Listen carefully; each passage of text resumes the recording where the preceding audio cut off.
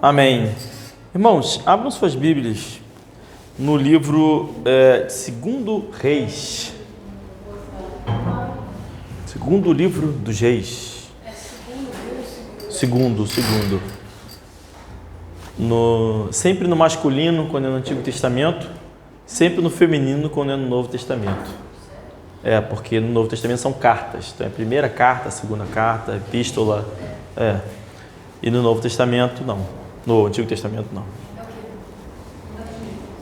É livro, segundo livro, terceiro, primeiro livro das crônicas, terceiro livro das crônicas, é bravo, né? Mas enfim. Diz assim então, abre aí, 2 Reis, capítulo 4, versículo 1, desculpa. Senão não tem como descobrir. 1. Diz assim: E uma mulher das mulheres dos filhos dos profetas clamou a Eliseu dizendo: Meu marido teu servo morreu, e tu sabes que o teu servo temia ao Senhor. E veio o credor para levar os meus 2 filhos para serem servos. E Eliseu lhe disse: Que te hei de fazer? Disse-me: Dize-me o que é que tens em casa. E ela disse: Tua serva não tem nada em casa, senão uma botija de azeite. Então disse ele: Vai, pede emprestados de todos os teus vizinhos vasilhas vazias, não poucas. Então entra e fecha a porta sobre ti e sobre teus filhos, e deita o azeite em todas aquelas vasilhas, e põe a parte a que estiver cheia. Partiu, pois, dele e fechou a porta sobre si e os seus filhos, e eles lhe traziam as vasilhas, e ela as enchia. E sucedeu que, cheias que foram as vasilhas, disse ao seu filho: Traze-me ainda uma vasilha. Porém ele lhe disse: Não há mais vasilha alguma. Então o azeite parou. Então veio ela e o fez saber ao homem de Deus, e disse ele: Vai, vende o azeite e paga a tua dívida, e tu e teus filhos vivei do resto. Amém? Amém. Então esse texto é muito conhecido, muito famoso. O que aconteceu aqui? A senhora aqui, viúva, ela estava sem recursos para pagar dívidas, estava sem dinheiro, sem recurso, sem nada, e foi procurar. Ela era ex-esposa ou esposa, viúva de um marido que era temente a Deus, e ele, um homem que temia a Deus, ela por isso foi lá e procurou o profeta Eliseu para pedir uma saída, uma solução. E a solução que ele deu para ela foi: o que você tem em casa? Ela disse: tem um azeite. Então mandou encher as vasilhas com um vidro de azeite, e encheu várias vasilhas, o mesmo vidro, ou seja, multiplicou o azeite.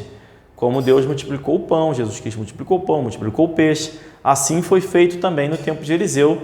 O azeite foi multiplicado, encheu todas as vasilhas quanto eles conseguiram.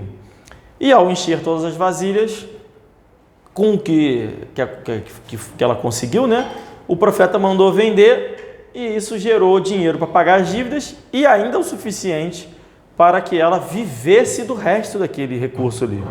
Ou seja, o azeite devia ter um alto valor, ou pelo menos a quantidade devia ser monstruosa de azeite, o suficiente para que pagasse as dívidas e ela e os seus filhos pudessem viver daquele azeite. Bom, então essa história é muito conhecida e normalmente ela é utilizada para ensinar as pessoas que elas têm que ter fé.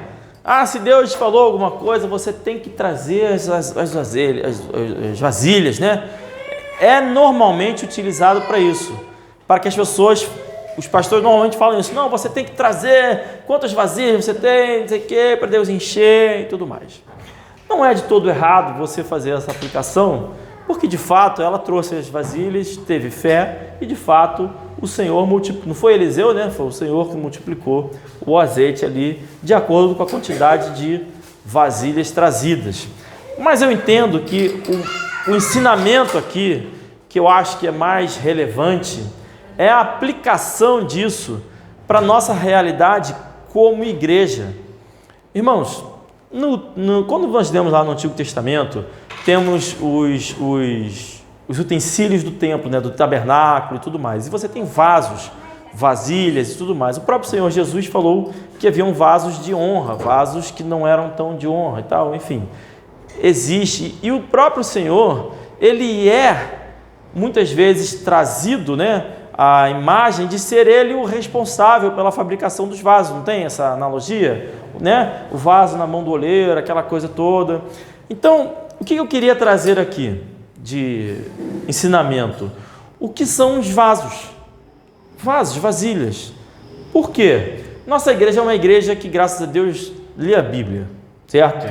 Então, na próxima vez que os irmãos forem ler a Bíblia e passarem por vasos, vasilhas, e tem muito isso na Bíblia, muito texto. O tempo todo tem um vaso de alguma coisa, uma vasilha, um monte de analogia, tem coisa que passa despercebido, que só tem um versículo ali que fala de uma vasilha e tal, e você está ali, você nem pensa nisso. Você vai trazer à memória o que representa as vasilhas, o que representa os vasos. Então, por isso que eu falei que ia ser uma mensagem um pouco diferente, porque é uma mensagem que tem a sua aplicação, como tudo na Bíblia tem aplicação, mas também tem essa função de fazer com que, quando a gente venha ler a Bíblia, lembre do que são as vasilhas. E o que são as vasilhas? O que vem a ser essas vasilhas? Somos nós, irmãos. Os vasos somos nós. Aqui, nesse momento aqui, o azeite representa o Espírito Santo. A moça, noiva, ali, a esposa, representa a igreja, tá? O profeta, nesse caso, representa o próprio Senhor. E o azeite representa o Espírito Santo. Então, o trabalho que foi dado a ele é o trabalho que é dado à igreja. É só um simbolismo, né? Vai e ganha vasilhas, ganha azeite, vai buscar as vasilhas. E vai trazer, eles vão trabalhar para trazer as vasilhas. Quem vai fazer com que essa vasilha seja cheia é o próprio Deus, é o servo de Deus, está aqui simbolizado. Eliseu não é Deus, ele está representando a ação de Deus ali. E ali ele vai fazer multiplicar o Espírito Santo que já tinha nela. Ou seja, era uma igreja pequenininha, fraquinha, que estava morrendo. Ó, só tem eu e meus filhos aqui. Mais ou menos como a gente aqui, só a nossa família que está morrendo. E o profeta vai lá e fala, olha, vai buscar as ovelhas. Quem foi buscar as ovelhas, né? As vasilhas. Quem foi buscar as vasilhas? Os filhos dela foram buscar. É mais ou menos o que deve acontecer na igreja. Agora, quem faz a multiplicação, nosso trabalho então é ir buscar vasilhas. Quem faz a multiplicação não somos nós. Aí já não é mais o nosso trabalho, é o próprio profeta do Senhor. Ele é que multiplica. Então vamos lá em Jeremias 14. O tema hoje, então eu expliquei o conceito geral, o tema hoje são vasilhas. Vasos, vasilhas, esse é o tema, vasos na Bíblia, vasilhas, né? E nós vamos lá em Jeremias 14. Esse tema, toda vez que... Como é que a gente sabe se um tema é importante ou não na Bíblia? Se ele é muito falado. Então, vaso, vasilha, tem o tempo todo na Bíblia. E muitas vezes, na maioria, são utilizados exemplos figurados sobre isso. Então, Jeremias 14, os irmãos acharam aí? Diz assim no verso 1. A palavra do Senhor que veio a Jeremias a respeito da grande seca. Olha que interessante isso aqui, ó. Anda chorando Judá, e as suas portas estão enfraquecidas. Andam de luto até o chão, e o clamor de Jerusalém vai subindo. E os seus mais ilustres enviam os seus pequenos a buscar água. Vão às cisternas e não acham água. Voltam com os seus cântaros vazios. Envergonham-se e confundem-se e cobrem as suas cabeças. Por quê? Por causa da terra que se fendeu, porque não há chuva sobre a terra. Os lavradores se envergonham e cobrem as suas cabeças, porque até as servas no campo têm as suas crias e abandonam os seus filhos, porquanto não há erva. E os jumentos monteses se põem nos lugares altos, sorvem o vento, como os chacais, desfalecem os seus olhos, porquanto não há erva, posto que as nossas maldades testificam contra nós. Ó Senhor, age por amor do teu nome, porque as nossas rebeldias se multiplicaram contra ti, pecamos. Amém? Então, olha que interessante. Jeremias está dizendo que Judá, e aí Judá, né? é o povo de Deus, nesse caso, está indo com seus cântaros, indo com suas vasilhas, buscar água e voltando sem água. Então eles estão trabalhando, eles estão buscando os cântaros, eles estão carregando os seus cântaros, como os filhos da viúva. Eles estão indo lá buscar, mas estão retornando sem água. E por que eles estão retornando sem água? Porque Deus, que é o multiplicador, não está jogando chuva, não está abençoando a terra. Então, por isso, esses que estão trabalhando, os lavradores, lembra que o Senhor Jesus também trouxe a analogia de que a igreja precisa de lavradores, né? Nós precisamos orar pelos trabalhadores, orar pelos lavradores, porque a seara é grande, são poucos os trabalhadores. Então, nesse tempo haviam trabalhadores, mas não havia água, porque o Senhor não estava abençoando. Essa multiplicação do azeite, esse encher as vasilhas e os cântaros, é trabalho de Deus. E porque Deus não estava enchendo as águas, porque os pecados do povo, as maldades do povo, testificavam contra a si mesmo. Irmãos, nós estamos num tempo exatamente assim hoje, tá? Não acabou a igreja não morreu, a igreja de Cristo, os cristãos estão aí, tem muita gente salva. Quando a gente faz evangelismo, a gente sempre encontra um ou outro salvo na rua, tem muita gente salva. E por que então nós vemos os cântaros vazios, as vasilhas vazias? Porque os trabalhadores que trabalham muitas vezes se envergonham e se frustram. E nós vivemos isso ou não vivemos isso? Porque o pecado do povo de Deus está grande demais. O pecado do povo de Deus está grande demais.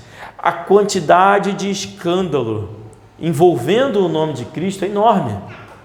E muitos dos cristãos não enxergam sequer problema mais no pecado. Às vezes a pessoa é salva e não enxerga problema mais em viver o pecado, em manifestar o pecado. E isso traz a punição. Como assim? A pessoa é salva e não enxerga problema em viver o pecado.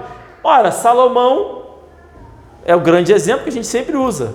Ele era um cara, servo de Deus, ouviu a voz de Deus, falou com Deus, pediu sabedoria para Deus e terminou a sua vida servindo a outros deuses. Pois eu garanto a você que Salomão estará no céu, está na genealogia de Jesus Cristo. Amém. E terminou a sua vida não vendo problema em aceitar os pecados das suas esposas e cometendo ele mesmo pecados, edificando altares para outros deuses. Então nós estamos vivendo um tempo como esse, um tempo difícil, Vamos lá em Provérbios 25, um tempo difícil, porque o pecado do povo de Deus está grande demais, uma rebeldia que se multiplicou demais. Por isso é esperado de nós ir trabalhar e voltar envergonhado, porque aqui esses homens não estão parando de trabalhar, eles estão indo trabalhar e estão voltando envergonhados. Esse é o trabalho da igreja. Nosso trabalho é ir trabalhar, nossa função é ir trabalhar. A gente tem que pregar, a gente vai pregar, a gente tem que evangelizar, a gente vai evangelizar, e tiver que voltar chorando, envergonhado, a gente volta chorando envergonhado, porque aí já não é mais nosso trabalho, trabalho de Deus, de acordo com a forma com que Ele decide regar, né, a seara. Provérbios 25, verso 2, vai dizer: a glória de Deus está nas coisas encobertas, mas a honra dos reis está em descobri-las. Os céus pela altura e a terra pela profundidade, assim o coração dos reis é insondável. Tira da prata as escórias e sairá vaso para o fundidor. Tira o ímpio da presença do rei e o seu trono se firmará na justiça. Então aqui em Provérbios está dizendo, olha, existe a glória de Deus que é encoberta, não é clara, é encoberta. E a glória dos reis é descobri-la. Irmãos, nós que aceitamos a Jesus Cristo, nós somos reis e sacerdotes, feitos reis e sacerdotes. Amém. Esse texto está falando para nós. Então ele está dizendo, olha, a glória de Deus está aí. está encoberta. E é nosso trabalho, ou melhor, há uma honra em descobrir isso. Há uma honra em descobrir isso. Ou seja, está misturado. Os céus pela sua altura, enorme, né? A terra pela sua profundidade, e assim como o coração dos reis. Aí ele vai dizer: tira da prata as escórias, e sairá vaso para o fundidor. Então aonde, como se descobre a glória de Deus que está encoberta? Como a honra para nós, como nós podemos ser honrados por Deus? Tirando da prata as escórias. E o que vem a ser as escórias? As impurezas, o pecado. Se você tirar, ou seja, tem um grande conjunto de prata, vamos supor, você vai tirando aquilo ali, e o que vai aparecer? Vaso. Um vaso novo. Não havia o vaso, ele só apareceu depois de tirar as escórias. E o que mais? Ele vai explicar ainda mais: tira o ímpio da presença do rei, e o seu trono se firmará na justiça. Então, se o rei tem uma analogia a nós, o que nós entendemos de tirar o ímpio da presença do rei? Tirar o pecador no meio do povo de Deus, da igreja. Ou seja, parte desse trabalho que faz com que, parte da causa, do problema que faz com que o nosso trabalho fique ainda muito mais difícil, está no fato das igrejas não cuidarem mais da limpeza. Ou seja, as igrejas que estão ao nosso redor, igrejas boas, cristãs, batistas e que pregam a salvação, também nós fazemos. Nós fazemos, aqui na nossa igreja nós fazemos. A nossa prata é pequena e a gente tira as impurezas daqui. Por quê? Porque está mandando. Se todos fizessem, o que ia sair disso? Vaso puro, vaso novo. E o vaso, se o vaso é uma representação do próprio povo, trazer vaso novo é o quê? Um povo novo. Um povo novo. Está às vezes ali, pronto, encoberto, bem pertinho do povo de Deus, na expectativa de que o nosso trabalho é fazer esse trabalho de limpeza. Vamos lá em Daniel, capítulo 5. Daniel, capítulo 5, texto muito bacana também. Irmãos, vaso, vasilhas, cântaros, está lotado na Bíblia. Lotado. Então, eu peguei só alguns. Daniel, capítulo 5, a partir do verso 18, vai dizer: ó rei, Deus o Altíssimo deu a Nabucodonosor, teu pai, o reino e a grandeza e a glória e a majestade. Então não está falando de Nabucodonosor, né? Está falando a um rei, filho de Nabucodonosor, já vai dizer o nome daqui. E por causa da grandeza que lhe deu, todos os povos, nações e línguas tremiam e temiam diante dele. A quem queria matava, e a quem queria conservava em vida, e a quem queria engrandecia, e a quem queria abatia. Mas quando o seu coração se exaltou e o seu espírito se endureceu em soberba, foi derrubado do seu trono real e passou dele a sua glória. E foi tirado dentre os filhos dos homens, e o seu coração foi feito semelhante ao dos animais, e a sua morada foi com os jumentos monteses. Fizeram-no comer a erva como os bois, e do orvalho do céu foi molhado o seu corpo, até que conheceu que Deus, o Altíssimo, tem domínio sobre o reino dos homens, e a quem quer constitui sobre ele. E tu, Belsassar, ou seja, Belsassar é o atual rei, filho de Nabucodonosor, que és seu filho, não humilhaste teu coração, ainda que soubesse tudo isto, e te levantastes contra o Senhor do céu, pois foram trazidos à tua presença os vasos da casa dele. E tu, os teus senhores, e as tuas mulheres, e as tuas concubinas, bebestes vinhos neles. Além disso, deste louvores aos deuses de prata, de ouro, de bronze, de ferro, de madeira e de pedra, que não veem e não ouvem nem sabem, mas a Deus em cuja mão está a tua vida e de quem são todos os teus caminhos, a ele não glorificaste. Então, Daniel está anunciando os erros de Belsassar, filho de Nabucodonosor, e ele está dizendo o que? Olha, teu pai era servo de Deus, porque Nabucodonosor era servo de Deus. E ele foi constituído rei por Deus. E se engrandeceu, e Deus deu toda a autoridade para ele, e ele cresceu e frutificou, até que veio a soberba, até o pai, né? Nabucodonosor. E aí Deus transformou como um louco. E foi isso que aconteceu mesmo, a história a gente sabe. Ele ficou como um animal durante lá 3 anos, não é isso? 3 anos? 2 anos e meio, por aí, enfim. Ficou lá como animal, não importa. Lá com os jumentos monteses. E depois ele reconheceu que os reinos são dados com a permissão de Deus. Bom, feito isso, ele foi restituído. E aí, presta atenção, ele está falando, olha, Belsazar, você é filho de crente. Vou atualizar aqui. 7 tempos. 7 anos, né? Vamos considerar. Então, você é filho de crente, Belsazar. Cresceu na igreja, porque ele fala, você sabia disso, tu sabias disso. Cresceu na igreja, viu teu pai na igreja, viu quando teu pai pecou, viu quando Deus o derrubou, viu quando Deus o restituiu, quando ele se reconciliou com Deus, e mesmo assim não o glorificou. E diz mais, qual era o abuso de Belsazar aqui? Belsazar recebeu os vasos do Senhor. Ele recebeu os vasos do Senhor. E o que ele fez nele? Bebeu neles.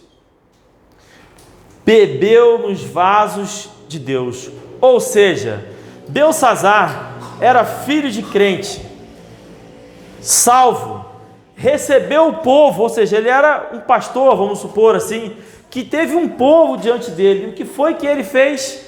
Se aproveitou do povo. Pegou do povo e trouxe para si suas regalias, entregou-se a isso, a beber deles. Bebeu, usufruiu disso. Isso fez com que ele acabasse servindo a outros deuses também. E não é isso que nós vemos hoje? Não são pastores que se aproveitam do povo? Literalmente, não importa mais a pregação, não importa mais o que ele vai falar, o que ele vai deixar de falar, ele só não quer escandalizar ninguém. Ele quer todo mundo, ele quer todos os vasos, tudo quanto é Deus, os vasos de ouro, os vasos de prata, os vasos de outros deuses. Ele quer todos os vasos ali para ele que possa beber e desfrutar daquilo ali. E achando que com isso vai haver honra. Pois está aí um pecado que deveria ser combatido. Os Belsazares de hoje deveriam ser destituídos. Não poderiam estar à frente do povo de Deus, porque está explorando o povo de Deus. E você percebe que a maioria das igrejas hoje escravizam as pessoas, literalmente. A pessoa vive para a igreja, e acha que está vivendo para Deus e não está. Irmãos, existe uma diferença em viver para Deus e viver para a igreja. É uma coisa só? Não. É bom, é importante servir a igreja? Ótimo, fundamental. Agora, em primeiro lugar é Deus, depois a sua família, que você é constituído sacerdote sobre a sua família, sobre o seu lar, depois você vai servir na igreja. Então, Deus, família e igreja, essa é a ordem. E o que é ensinado? Que Deus e igreja é uma coisa só. Ou seja, se você vai todo dia para a igreja, é o certo, porque você está servindo a Deus. Não é necessariamente, você não pode sacrificar a sua família para estar na igreja. A igreja é um local de comunhão, onde as pessoas têm que entender a necessidade de cada um. Muito bem. Esse era o pecado de Belsazar, e é um dos pecados que vemos hoje. Lembra? É para retirar as impurezas, trazer o vaso novo. Agora, na Bíblia há um exemplo, lá em Esdras, se você puder ir, capítulo 1, há já o exemplo do momento de reconstituição, ou melhor, de restituição de novos vasos, de vasos do Senhor. Olha como é que aconteceu aqui, Esdras, capítulo 1, verso 5, e diz assim: então se levantaram os chefes dos pais de Judá e Benjamim, e os sacerdotes e os levitas, com todos aqueles cujo Espírito de Deus despertou, para subirem a edificar a casa do Senhor que está em Jerusalém. Samuel, pega um copo d'água para mim, por favor. E todos os que habitavam nos arredores lhes firmaram as mãos com vasos de prata, com ouro, com bens e com gado, e com coisas preciosas, além de tudo o que voluntariamente se deu. Também o rei Ciro tirou os utensílios da casa do Senhor que Nabucodonosor, lembra de Nabucodonosor? Tinha trazido de Jerusalém e que tinha posto na casa de seus deuses. E este tirou Ciro, rei da Pérsia, pela mão de Mitredate, o tesoureiro que os entregou, contados a Sesbazar, príncipe de Judá. Então lembra, o povo de Judá estava frustrado, decepcionado em algum momento, porque ia buscar água e não conseguia, por causa do pecado, das impurezas do povo. E de repente, Nabucodonosor, na Babilônia, dominou, trouxe cativos e aí levou consigo também os tesouros. E aqui, o que aconteceu no verso 5? Se levantaram os chefes dos pais de Judá e Benjamim, os sacerdotes e os levitas, com todos aqueles cujo Espírito de Deus despertou para subirem a edificar a casa do Senhor, que está em Jerusalém. Então, qual foi o grande, Samuel? Parou, tá? Qual foi o grande momento, o grande modificador que fez com que os vasos retornassem para a casa de Deus? Os homens de Deus se levantaram e decidiram edificar a casa do Senhor. Não foi Ciro. Primeiro os homens de Deus se levantaram. Depois Ciro abençoou. Depois, verso 7, também Ciro tirou os utensílios da casa do Senhor. Ou seja, quando os homens de Deus, que têm essa responsabilidade, se levantam para edificar a casa do Senhor, aí Deus usa todo mundo nesse trabalho e vai fazer acontecer. Então começa por nós. Nós, homens aqui da nossa igreja, somos os primeiros responsáveis a se preocupar em edificar a casa do Senhor. Edificar a casa do Senhor é reformar a igreja? Irmãos, tem seu papel nisso. Mas não é isso. É trazer os vasos. Aí atrás dos vasos. É pregar o evangelho. É fazer o nosso trabalho. É claro que tem a ver com viver a nossa vida de forma santificada ao máximo possível também. É claro. Mas não é esse o objetivo principal. Porque nós somos falhos e vamos fracassar. Se depender disso, daremos mau testemunho. Agora, a Bíblia diz que quando nós estamos falando, nós não precisamos nem nos preocupar, porque o Espírito Santo fala por nós. Então a gente tem que dar a oportunidade para que Deus fale através de nós. Se nós não falarmos, aí vai contar com as pedras. As pedras vão ter que falar. Não é isso? Muito bem. Então começa dessa forma. E o nosso trabalho é trazer também distinção. Como assim distinção? Lá em Romanos capítulo 9. Distinção porque existem dois vasos. O vaso é o povo, mas existem dois tipos de vaso. O vaso é o povo, mas são dois tipos. Romanos 9, verso 20, vai dizer: mas ó homem, quem és tu que a Deus replicas? Porventura a coisa formada dirá ao que a formou: por que me fizeste assim? Ou seja, só um adendo, essa pergunta, o criado, ser criado, falando para o Criador: por que me fizeste assim? É aquela pergunta da criança, né? Foi você que me criou, você que me fez, eu nem você que me fez. Coisa infantil, ou seja, o texto está dizendo que essa ponderação por si só já é tola, tá? Por si só já é tola. Então, se você um dia falou isso para sua mãe: é você que me fez, está errado, beleza? Não tem que fazer isso. Mas continuando, né? Uma observação que não tem muito a ver com a mensagem em si, mas só para não deixar passar. Ou não tem o oleiro poder sobre o barro, para da mesma massa fazer um vaso para a honra e outro para a desonra? Então tem dois tipos de vaso, um para a honra e outro para a desonra.